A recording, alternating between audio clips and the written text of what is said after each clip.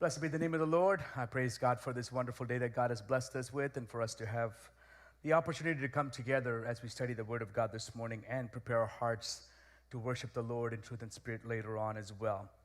For the last several months, I went back and looked at my notes. I think it's 18 weeks of looking at the old and the new.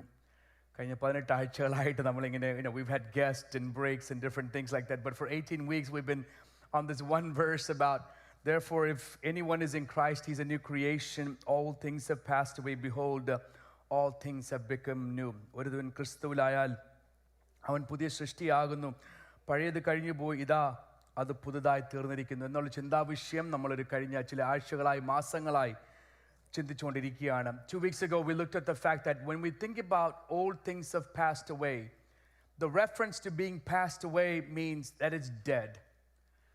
That's how we use it. If something is dead, we talked about the fact that it should be buried.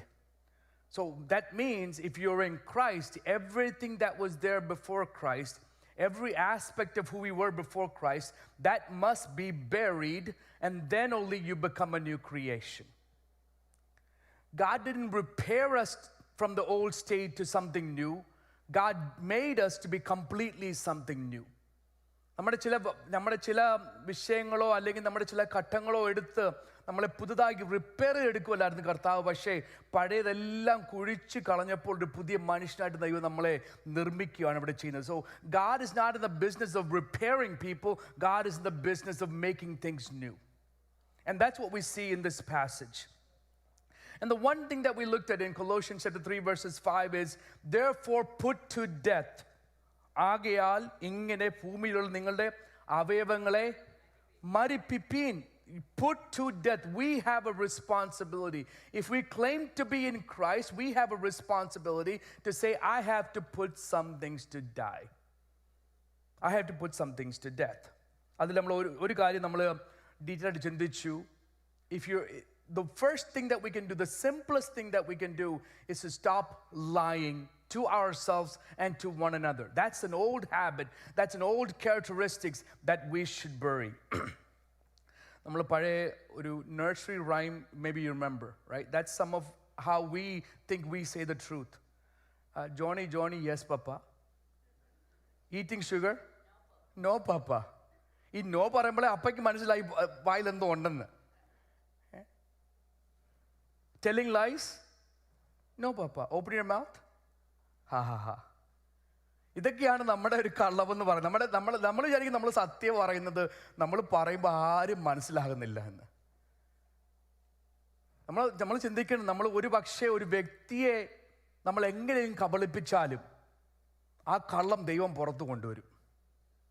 If we try to deceive someone, if we try to manipulate someone, God will bring that out in the open. നമ്മുടെ Bible പറയുന്നുണ്ടല്ലോ, നമ്മൾ ഇരുട്ടിൽ ചെയ്യുന്നതെല്ലാം വെളിച്ചത്തിൽ വരും. നമ്മൾ സീക്രട്ടിൽ ചെയ്യുന്നതെല്ലാം ദൈവം പുറത്തു കൊണ്ടുവരും. അത് വരുന്നതിന് മുമ്പ് നമ്മൾ ചെയ്യേണ്ടത് അവൻ ചെയ്തോണം. Before the Lord reveals, before the Lord exposes the reality of who we are, we should correct the things, make the changes that need to be made, or in Paul's word, put to death what needs to be put to death before the Lord has to deal with it. And the second part of that verse, behold, can mean ida oru pudiyadu. Behold, all things have become new. We must realize that being a person in Christ, being made new, is something that happens on a day-to-day basis. It's called sanctification. I think the servant of God who taught us from the Word of God last week mentioned that concept as well. If we are being in Christ, it's not that it happened on the day. It's an ongoing process. It's a continuous process. Secondly, we must realize it's a total transformation, not bits and pieces. നമ്മൾ ക്രിസ്തുവിലാകുമ്പോൾ ഉണ്ടല്ലോ, അതൊരു ചില ഭാഗങ്ങളല്ല പുതുതാകുന്നത്. നമ്മൾ ആരായിരിക്കുന്നു അത് മുഴുവനെ പുതുതാക്കുന്ന ഒരു വിഷയമാണ് ദൈവത്തിൻ്റെ പ്രവൃത്തി എന്ന് പറയുന്നത്. Those things that you see on the screen there are what we talked about 4 to 5 weeks ago. What does it mean to be in Christ? 1, there's a change in position. 2, there's a change in character. 3, there's a change in our source. നമ്മുടെ ഉറവിടത്തിന് ഒരു മാറ്റമുണ്ട്. 4, there's a change in our motives. നമ്മുടെ പ്രേരണയ്ക്ക് പോലും നമ്മൾ ക്രിസ്തുവിലാകുമ്പോൾ നമ്മുടെ ജീവിതത്തിൽ ഒരു മാറ്റം ഉണ്ടാകും. മറ്റുള്ളവരുടെ കീർത്തി ലഭിക്കാനോ സ്നേഹം ലഭിക്കാനോ അല്ല നമ്മളൊന്നും ചെയ്യുന്നത്. ക്രിസ്തുവിൻ്റെ സ്നേഹം നമ്മളിലുള്ളപ്പോൾ അതാണ് നമ്മുടെ പ്രേരണയായി മാറുന്നത്. So behold, all things have become new. A radical change, a total transformation, which means we have a responsibility to embrace the new privilege of being in this new position. What does it mean that we are new? How does that demonstrate itself? What's the evidence of us being new in our Christian walks? Okay. 1, we live by new principles. നമ്മൾ പുതിയ സിദ്ധാന്തങ്ങൾ അല്ലെങ്കിൽ തത്വങ്ങൾ അനുസരിച്ച്, പ്രത്യേകിച്ച് ദൈവവചന അടിസ്ഥാനത്തിലുള്ള തത്വങ്ങൾ അനുസരിച്ച് നമ്മൾ ജീവിക്കേണ്ടത്. The world's philosophy, the world's thoughts, the world's perspective, that doesn't become part of our guidance. When we are new in Christ, we live according to new principles. You can go forward. I don't know who is driving that. Sanju, if you're driving that. Yeah. So new principles. What are new principles that we should live by? By the way, this is what we are studying in the Young People's Bible Study. We've been in Hebrews chapter 13, and the 10 principles or ethics that have been described in Hebrews 13 for the last 18 months or so. And it's good for us to realize that what are new principles? What's a principle or ethic that we should live by as a Christian, as a child of God? ആ അധ്യായത്തിൽ കാണുന്ന 10 കാര്യങ്ങളാണ് അവിടെ എഴുതി വെച്ചേക്കുന്നത്. 1, we should be generous. There should be generosity within us. ആ അധ്യായത്തിന്റെ 1-ാം ഭാഗത്തിൽ ഇങ്ങനെ പറയുന്നു, സഹോദരപ്രീതി നിലനിൽക്കട്ടെ. Let brotherly love continue. അതിൻ്റെ അർത്ഥം ഒരു തുടക്കമുണ്ടായാൽ അത് ഒരിക്കലും നിന്നു പോകാൻ സമ്മതിക്കില്ല. സഹോദരപ്രീതി എന്ത് ചെയ്യണം? നിലനിൽക്കണം. The brotherly love must continue, which means there was a beginning to the brotherly love. Once that has started, why did it start? Because we have become a new creation. Once we become a new creation, the love of Christ motivates us to maintain and consistently have the brotherly love among us. Second principle, compassion. കഷ്ടം അനുഭവിക്കുന്നവരെയും ഓർത്തുകൊള്ളുവീൻ. 3-ാം വാക്യത്തിൽ അങ്ങനെയാണ് നമ്മൾ ആ അധ്യായത്തിൽ വായിക്കുന്നത്. കഷ്ടം അനുഭവിക്കുന്നവരെ ഓർത്തുകൊള്ളണം. We must have compassion for people who are going through different struggles. We talk about our mission fields in North India, and you've seen how some of the situations are there. You've seen the videos recently of people going into houses and churches. നമ്മളത് കണ്ടിട്ട് അത് അവിടെ സംഭവിക്കുന്നു എന്നും പറഞ്ഞ് മാറിപ്പോകല്ല. നമുക്കൊരു വേദന ഉണ്ടാകും. കർത്താവേ, എൻ്റെ കുടുംബത്തിൻ്റെ അംഗമായി അല്ലെങ്കിൽ ദൈവത്തിൻ്റെ കുടുംബമായ അംഗത്തിൻ്റെ ഒരു വീട്ടിലാണല്ലോ ഇത് സംഭവിക്കുന്നത്. എൻ്റെ സഹോദരങ്ങൾക്കാണല്ലോ ഇത് സംഭവിക്കുന്നത്. അവരെക്കുറിച്ച് നമുക്കൊരു അനുകമ്പ, ഒരു ദയ ഉണ്ടായിരിക്കണം. We must have compassion to those people who are struggling in different ways. It could be here within the audience that we have. Here, it could be here within the community that we live in. At the same time, across the globe, you see many, many people struggling in that. So the second ethic that you see in that chapter is compassion. The third one is purity, nirmalada. In verse 4, in that chapter, it talks about how we should have purity or modesty in all of our relationships, especially in a married relationship. That's an ethic, that's a principle that we as children of God should live by. Okay, the fourth principle is contentment. തൃപ്തി ഉള്ളവരായിരിക്കണം നമ്മൾ, അല്ലെങ്കിൽ സംതൃപ്തി, സന്തുഷ്ടി ഉള്ളവരായിരിക്കണം നമ്മൾ. 5-ാം വാക്യത്തിൽ നമ്മൾ ഇങ്ങനെ വായിക്കുന്നു, ഉള്ളതുകൊണ്ട് തൃപ്തിപ്പെടുവിൻ. Be content with what you have. Contentment is a principle that only a child of God can have. ഒന്നുമില്ലെങ്കിലും തൃപ്തി ഉള്ളെന്ന് പറയാൻ ഒരു ദൈവത്തിനെ സാധിക്കത്തുള്ളൂ. ഒരു ദിവസം ഒരു ആഹാരമേ ലഭിക്കുന്നുള്ളെങ്കിലും അവിടെയും തൃപ്തി ഉണ്ടെന്ന് പറയുവാൻ ഒരു ദൈവത്തിനെ സാധിക്കത്തുള്ളൂ. Contentment is a principle that a child of God should experience at all times.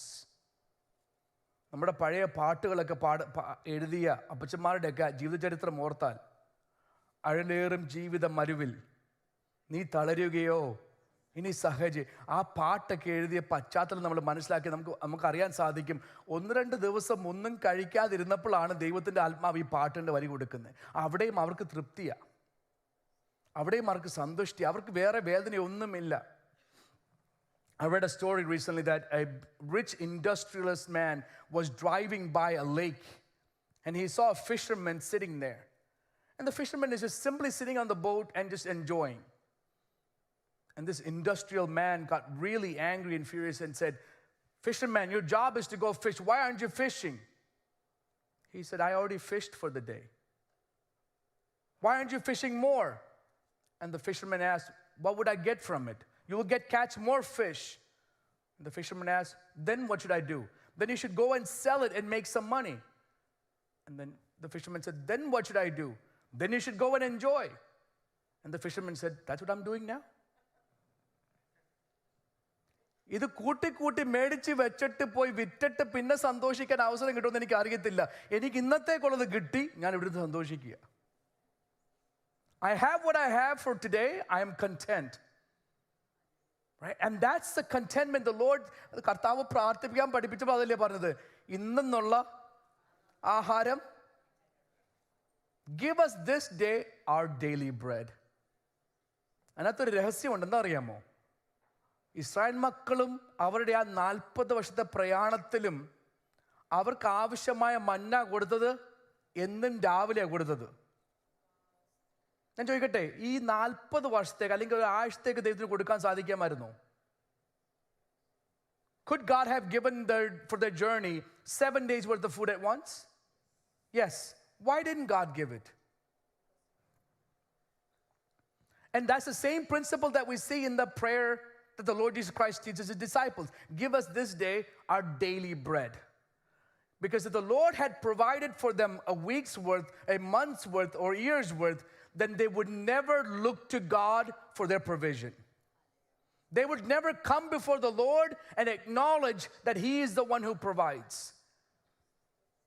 അവർ ദൈവത്തെ മറന്നു പോകുമെന്ന് ദൈവത്തിന് അറിയാമായിരുന്നു. അവർ ദൈവത്തോടുള്ള ബന്ധം വിട്ടുപോകും ദൈവത്തിന് അറിയാമായിരുന്നു. അതുകൊണ്ട് ദൈവം പറഞ്ഞു, നിനക്ക് ഇന്ന് പകലുള്ളത് ഇന്ന് പറക്കിക്കോണം, നാളെ വേണോ, നാളെ എൻ്റെ അടുത്ത് വാ, come to me. That's why in the Lord's Prayer, Jesus Christ prayed, "Give us this day our daily bread." Even though we have fridge stocked with food and pantry stocked with food, we must realize every provision that we have comes from the Lord. The principle that we should have is what we have, we're content. നമുക്കുള്ളത് കൊണ്ട് നമുക്ക് തൃപ്തിയാകണം. Recently a young man asked me, "Pastor, why is that you see a lot of Malayalis competing with each other?" I said, "How?" "Well, if one person buys a Benz, the next person wants a BMW. When the next person wants a BMW, they buy an Audi. When this person gets a house in this area, they want to build a better house. Why are we all competing? Are we all going to die and go to heaven at some point?" It was about a 21-year-old, 22-year-old young man who asked me this question. Is it true? Is what he said true? Do we see that competitive spirit in the wrong sense in our church community? When someone has a nicer car, do you feel jealous and envious about that? Or are you just simply saying, "Lord, I have a car that gets me from point A to point B. I am content." അതുകൊണ്ടാണ് എബ്രായ ലേഖനത്തിൽ പറയുന്നത്, നിങ്ങൾ ഉള്ളത് കൊണ്ട് തൃപ്തിപ്പെടുവിൻ. Be content with what you have. ഈ തൃപ്തി ഇല്ലെങ്കിൽ എന്തോ സംഭവിക്കുന്ന അറിയാമോ? നമ്മളുള്ള നന്ദി മറന്നുപോകും. If you're always looking for something and if you're never content with what you have, you will never be thankful for what you have. You're always looking for what else can I get? What else can I bring? Who else has something else that I need to bring into mine? Who has more friends that I need to have more friends? Who has more Facebook followers that I need to have more? We keep doing this cycle of competitiveness, and you forget that you have so much that God has given you. When was the last time we took an account of just this year's blessing and said, "God, beautiful, your goodness, I am grateful." നമ്മൾ എത്ര ഒരു സമയമെടുക്കും നമുക്ക് കർത്താവേ എനിക്ക് തന്ന അനുഗ്രഹങ്ങൾ എന്ന് ഓർക്കുമ്പോൾ എണ്ണി സ്തുതിക്കുവാൻ ഒന്ന് സമയമെടുത്താൽ ഇന്നെങ്ങും തീരത്തില്ല. പക്ഷെ അങ്ങനെ ഇരിക്കുമ്പോൾ നമ്മുടെ വായിൽ നിന്നും നമ്മുടെ ഹൃദയത്തിൽ നിന്നും വീണ്ടും പ്രാർത്ഥന, കർത്താവേ ഇന്നത് വേണം, അത് വേണം, ഇത് വേണം എന്ന് പ്രാർത്ഥിക്കുന്നെങ്കിൽ അത് ആ സ്വാർത്ഥതയോടെ പ്രാർത്ഥിക്കുന്ന, അല്ലെങ്കിൽ ഗ്രീഡ് മുഖാന്തരം, അത്യാഗ്രഹ മുഖാന്തരം പ്രാർത്ഥിക്കുന്നെങ്കിൽ നമ്മൾ മനസ്സിലാക്കിക്കൊള്ളാം, നമ്മുടെ പഴയത് ഇതുവരെ മരിച്ചിട്ടില്ല. We must have contentment with what we have. Be content with what we have is what the writer of Hebrews says. The fifth principle or ethic that we should live by is honor in relationships. നമ്മുടെ ബന്ധങ്ങളിൽ ഒരു ആദരവുണ്ടായിരിക്കണം.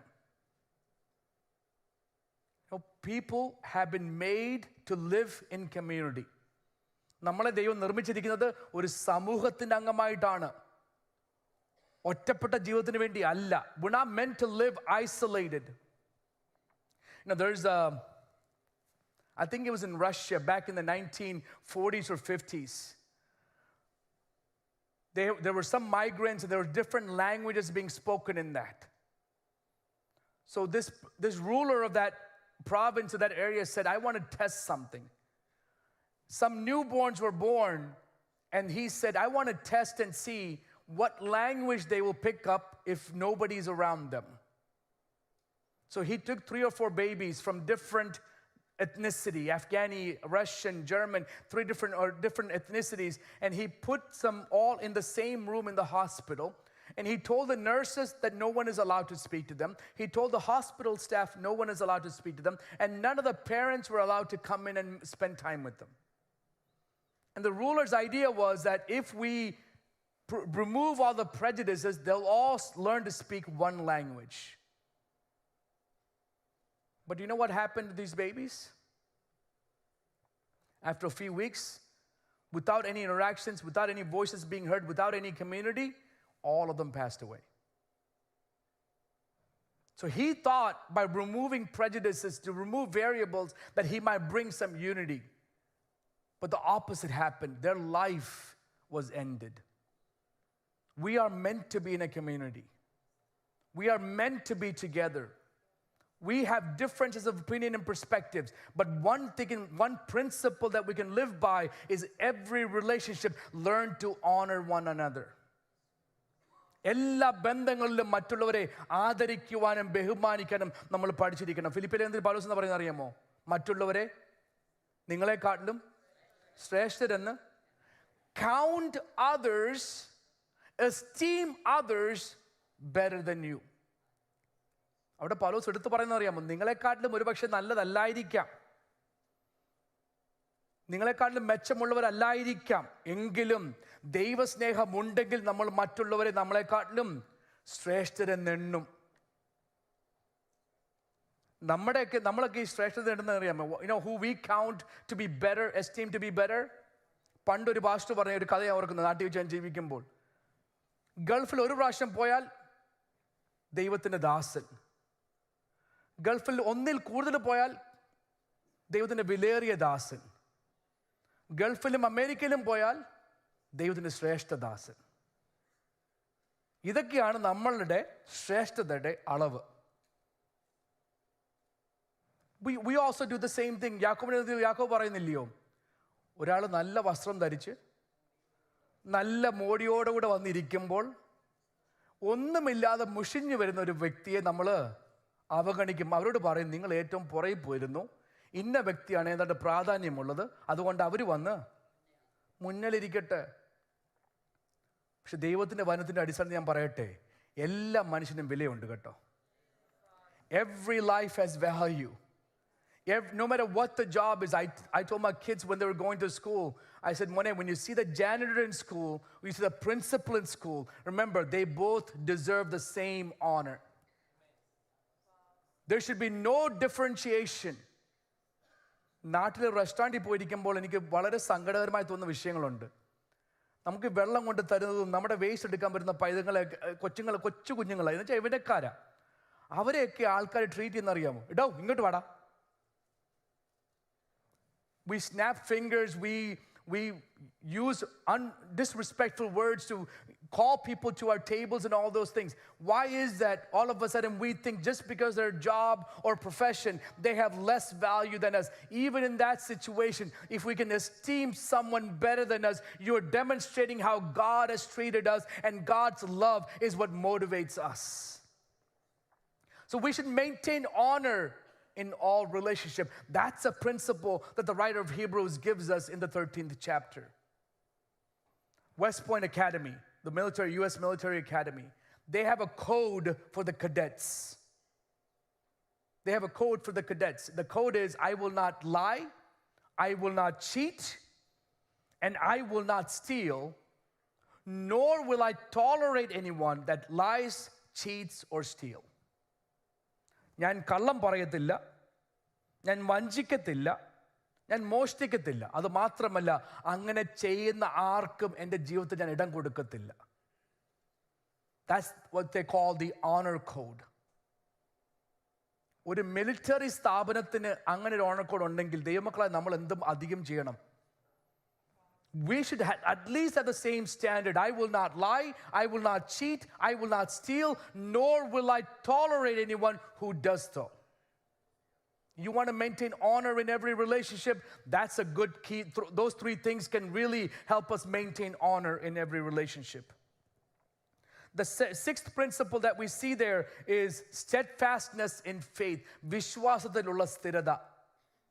ഒരു പുതിയ സൃഷ്ടിയായാലുണ്ടല്ലോ, ക്രിസ്തുവിൽ ഒരു പുതിയ സൃഷ്ടിയായാൽ നമ്മുടെ വിശ്വാസത്തിൽ നമ്മൾ അങ്ങോട്ടും ഇങ്ങോട്ടും ചാഞ്ചലാകുന്നത് പോലെ അല്ല. നമ്മൾ വിശ്വാസത്തിൽ ഒരു സ്ഥിരത ഉണ്ടായിരിക്കണം. We must be steadfast in our faith. 8-9 വാക്യം ഇങ്ങനെ പറയുന്നു, കൃപയാൽ തന്നെ നിങ്ങളുടെ ഹൃദയം ഉറപ്പിക്കുന്നത് നല്ലത്. We must have steadfastness in faith through grace. The principle that we see in that chapter is from verses 10 through 16. It's the principle of worship. Aradhana.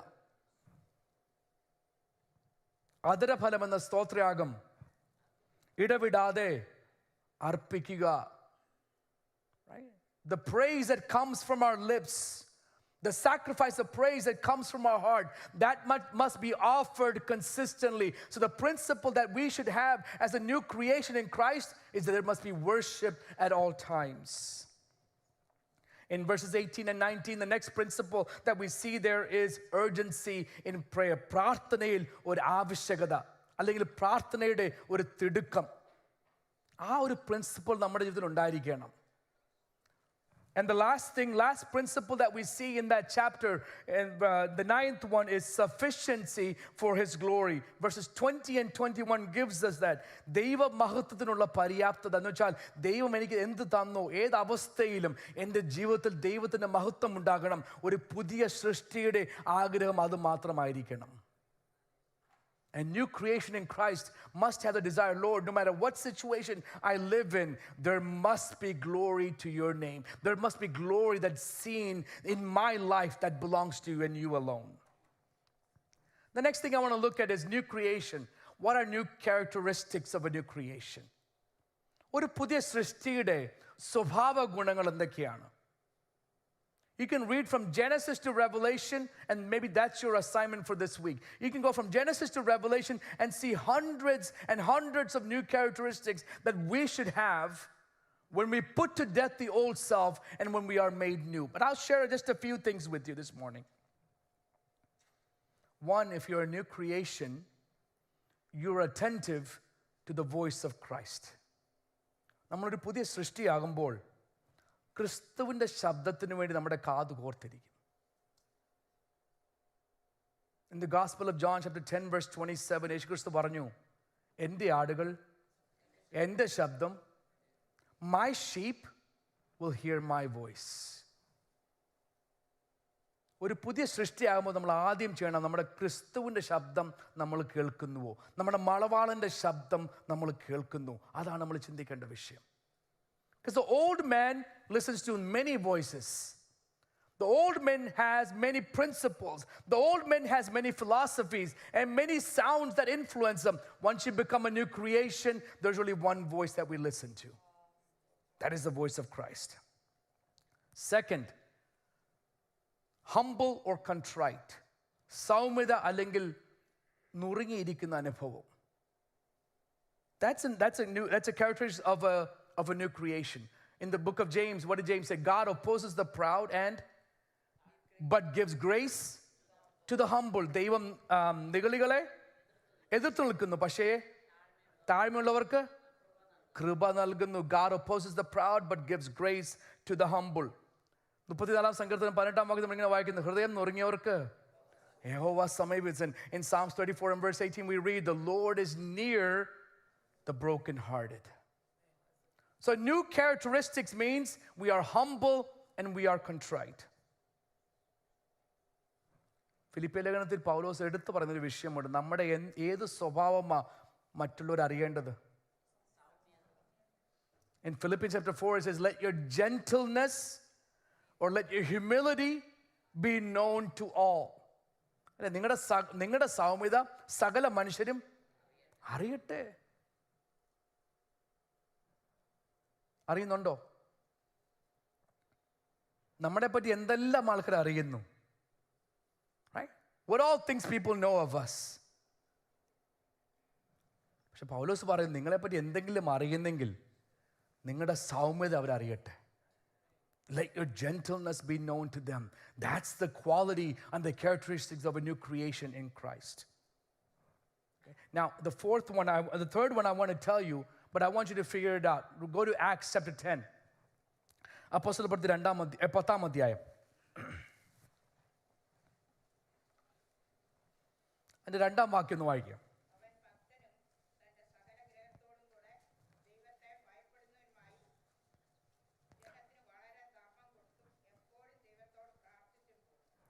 ആ വാക്യത്തിൽ നിന്ന് ഒരു പുതിയ സൃഷ്ടിക്കുണ്ടാകുന്ന സ്വഭാവ ഗുണങ്ങൾ മനസ്സിലാക്കിയോ?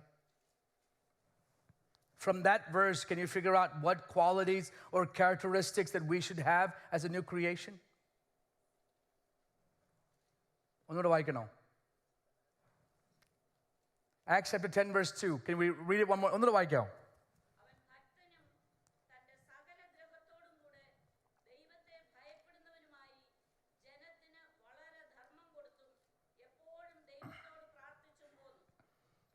ആ വാക്യത്തിൽ നിന്ന് എന്തെങ്കിലും മനസ്സിലായോ? നമുക്ക് വാക്കാൽ എടുക്കാം. ആദ്യം തൊട്ട് അവൻ ആരായിരുന്നു? ആദ്യമായിട്ട് ഭക്തനായിരുന്നു.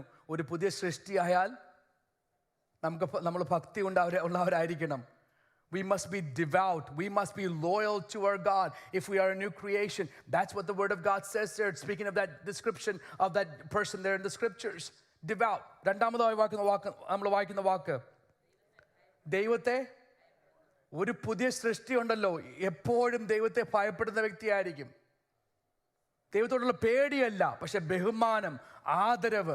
ആ ഒരു ദൈവത്തെക്കുറിച്ച് ചിന്തിക്കുമ്പോൾ എത്ര മഹാനായ ദൈവമാണ് എന്നെ സ്നേഹിക്കുന്ന ചിന്തിക്കുമ്പോൾ ഉണ്ടാകുന്ന ആദരവുണ്ടല്ലോ, അതാണ് യഥാർത്ഥമായ ദൈവഭക്തി അല്ലെങ്കിൽ ദൈവഭയം എന്ന് പറയുന്നത്. When I think about how great a God He is, yet He chooses to love me, knows my frame, that's for us to say, yes, I fear, I have respect, I have reverence for my God.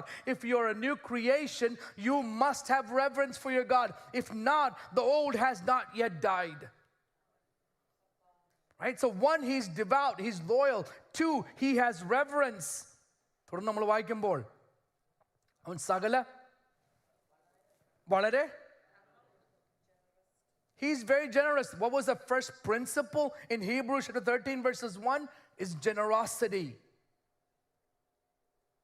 ഒരു ദൈവത്തിൽ ക്രിസ്തുവിൽ പുതിയ സൃഷ്ടിയായ വ്യക്തിക്ക് ഒരിക്കലും പിശുക്ക് കാണിക്കാൻ സാധിക്കത്തില്ല. Not a single person who is a true new creation in Christ will be greedy or selfish,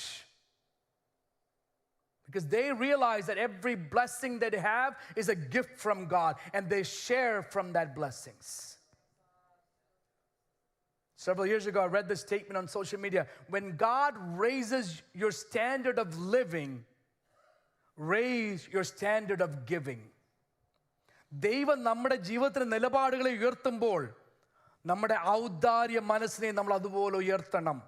നമുക്ക് കൂടുതൽ കിട്ടുമ്പോൾ ശേഖരിച്ച് വെക്കാനല്ല, നമുക്ക് കൂടുതൽ കിട്ടുമ്പോൾ നമ്മുടെ ജീവിതം വീണ്ടും ഒരു അഭിവൃദ്ധിയിലേക്ക് കൊണ്ടുപോകണമെന്നല്ല, നമുക്ക് കൂടുതൽ കിട്ടുമ്പോൾ കൂടുതൽ കൊടുക്കാൻ നമുക്ക് മനസ്സുണ്ടാകണം. The more we are blessed, the more we should become a blessing. And this person is devout, he is God-fearing, and he was generous to all people. And the fourth quality that they talk about there, എപ്പോഴും ദൈവത്തോട് പ്രാർത്ഥിച്ചുകൊണ്ടിരിക്കുന്നു. He prayed to the Lord. He prayed to God at all times. What is a new creation? A new creation is someone who knows God has made me new. He is my source. Therefore, I should have a communication and a constant relationship with the Lord who has made me new. And that happens through my prayer and my prayer relationship. Next one, in Romans chapter 8, verse 14, it says, a new creation is someone who is led by the Spirit. ദൈവാത്മാവ് നടത്തുന്നവർ ഏവരും ദൈവത്തിൻ്റെ മക്കളാകുന്നു. Whoever are led by the Spirit of God are children of God. ആരെങ്കിലും ദൈവത്തിൻ്റെ ആത്മാവിനാൽ നടത്തപ്പെടുന്നെങ്കിൽ അവർക്ക് മാത്രമേ യഥാർത്ഥമായി പറയാൻ സാധിക്കത്തുള്ളൂ, ഞാനാണ് ദൈവത്തിൻ്റെ പൈതലെന്ന്. Only a new creation can have that take place. A fifth characteristic that I want to share with you this morning is obedience. അനുസരണമുള്ളവരായിരിക്കണം. ആരോട് അനുസരിക്കേണ്ടത്? ദൈവത്തോട് അനുസരിക്കണം. നമ്മൾ യഥാർത്ഥമായി ദൈവത്തെ അനുസരിക്കുന്നെങ്കിൽ സഭയിൽ വരുമ്പോഴും ആ അനുസരണം കാണും.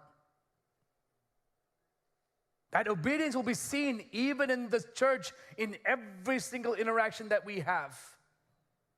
Obedience is something. 1 Peter chapter 1 verse 14 says, നിങ്ങളെ വിളിച്ച വിശുദ്ധന് ഒത്തവണ്ണം അനുസരണമുള്ള മക്കളായി എല്ലാ നടപ്പിലും വിശുദ്ധരാകുവിൻ. Be obedient children, not conforming yourselves to former lust as in your ignorance. So obedience is a characteristic that we should have in our new creation.